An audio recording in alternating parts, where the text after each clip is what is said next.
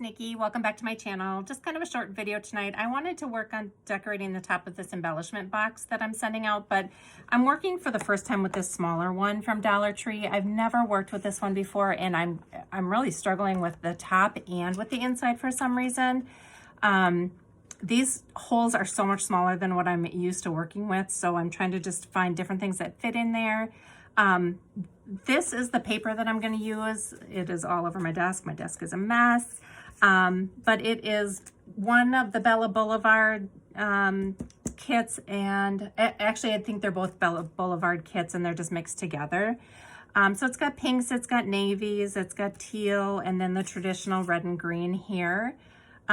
So what I did so far, I'm going to include one of these little gnomes in there because he's pink, and I'm going to have to squish his hat down. So I hope he travels okay like that and his hat pops back out.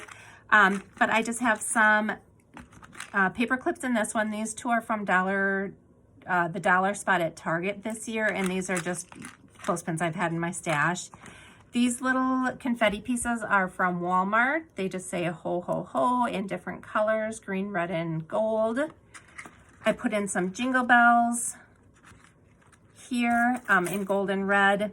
I did some pom-poms in pink, red, and white. I've got some erasers in here in a couple different shapes. I have some bows in gold and red that I'm gonna try and fit them all in there. Again, I'm just the container is just so small.